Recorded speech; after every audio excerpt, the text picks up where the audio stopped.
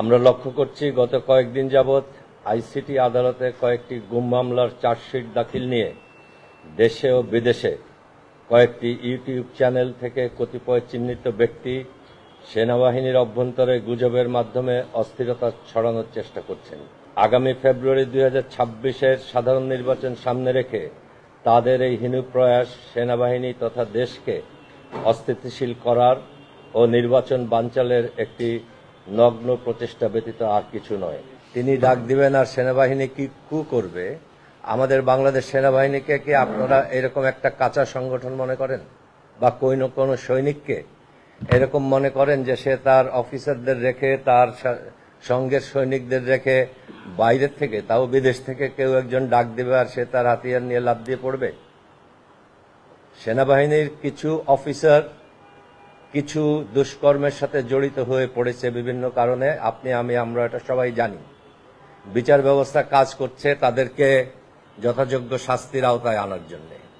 সেনাবাহিনী সেই শাস্তির আওতায় নেওয়ার জন্য গতকাল পর্যন্ত তাদের সহযোগিতা করছে বলে আমরা জানি। এই অবস্থায় যদি বাইরের থেকে কেউ এরকম ডাক দিতে থাকে, আপনারা সবাই একত্র হন, করেন, অমুক জেনারেলকে ধরেন, তাকে ফেলে দেন, এটা কি কার্যকরী হবে বলে আপনারা কেউ মনে করেন? এখানে যারা আছেন, আমি মনে করি না। এটা ওনার পণ্ডশ্রম হচ্ছে, আর উনি বা যে কেউ এটা করছে তিনি সেনাবাহিনী সম্বন্ধে সঠিক ধারণা রাখেন বলে আমি মনে করি না। আপনারা কিন্তু সবসময় মনে রাখবেন যে পুরো বিশ্বে আপনার শান্তিরক্ষা মিশনে কাজ করার কারণে বাংলাদেশ সেনাবাহিনী পুরো বিশ্বের সব থেকে অনুগত, সুশৃঙ্খল এবং বেস্ট সেনাবাহিনী হিসেবে বিবেচিত। সেই জন্যই বাংলাদেশ সর্বাধিক সৈনিক শান্তি মিশনে আছে। এটা শুধু চেহারা দেখে কেউ নেয়নি। এই বাহিনীর দক্ষতা, মনোবল এবং দৃঢ়তা দেখেই নিয়েছে। আমাদের কিছু সমস্যার কারণে, রাজনৈতিক অঙ্গনের সমস্যার কারণে আমরা সেনাবাহিনীকে বিভাজন করার একটা চেষ্টা করছি। আমাদের রাজনীতির কিছু দেনা পাওনা মেটানোর জন্য আমরা কেউ সেনাবাহিনীকে ব্যবহার করার জন্য হয়তো চিন্তা করছি। এটা আমি মনে করি একজন প্রশিক্ষিত সৈনিক হিসেবে এবং প্রাক্তন সৈনিক হিসেবে যে এটা এই রাজনীতিবিদদের দুঃস্বপ্নই থেকে যাবে, এটা কোনোদিন সফল হবে না। বাংলাদেশ সেনাবাহিনী যখন ভারতের ছিল, বর্ডার ক্রস করে চলে গিয়েছিল এবং সেখানে তারা পুনর্গঠিত হয়, সেই সময় কাদের দ্বারা পুনর্গঠিত হয়েছিল? তারা যুদ্ধের পরে সেই ছাত্র জনতা যারা সেনাবাহিনীর বিভিন্ন ব্যাটালিয়নে যোগ দিয়েছিল, তারা আবার কর্মস্থলে ফিরে যাওয়ার পরে কি হয়েছিল, এইগুলি একটু জানলে আপনি দেখবেন সেই সময়ের প্রেক্ষাপট আর এখনকার প্রেক্ষাপট এক না।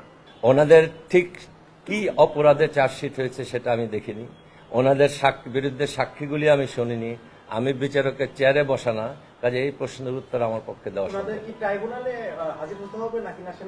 ওনাদের এই পুরো বিচার কার্যটা ট্রাইব্যুনালে চলবে, এটা সেনাবাহিনী বিচার করছে না, এই বিচারটা ট্রাইব্যুনালে হবে।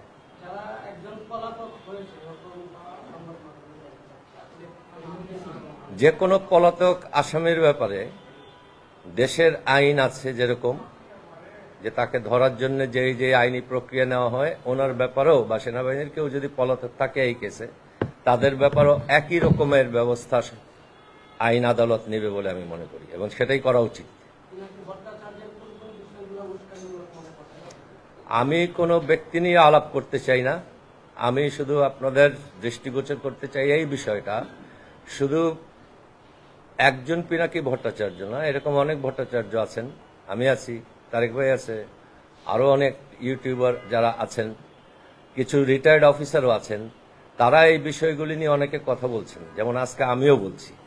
তা আমি সবাইকে অনুরোধ করব, তাদের মধ্যে কারা গঠনমূলক কথা বলছেন আপনারা সেটা বিবেচনা করবেন, কারা ধ্বংসাত্মক কথা বলছেন আপনারা বিবেচনা করুন, কারা হিংসা ছড়ানোর জন্য কথা বলছেন আপনারা বিবেচনা করুন, কারা ক্যান্টনমেন্টের জুনিয়র অফিসার আর সৈনিকদের ডাক দিচ্ছেন একটা করার জন্য আপনারা বিবেচনা করুন। আমাদের দেশে যদি এখন যে কোনো কারণে একটা অস্থিরতা হয়, সেটার জন্য লাভবান হবে আমাদের শত্রু ভারত, কোনো সন্দেহ আছে আপনাদের? কাজে সেই ভারতের হাত শক্তিশালী করার জন্য আমিও যদি একটা কথা বলি, আমিও যদি এমন একটা আচরণ করি যে আমার দেশ 7 দিনের জন্য কোনো একটা এলাকা অচল হয়ে পড়ে, তাতে লাভবান হবে ভারত আর আওয়ামী লীগ। কাজেই আপনারা এই বিষয়গুলির দিকে খেয়াল রাখুন এবং কোথাও ঝাঁপ দিয়ে পড়ার আগে দেশের স্থিতিশীলতা বিবেচনা করুন।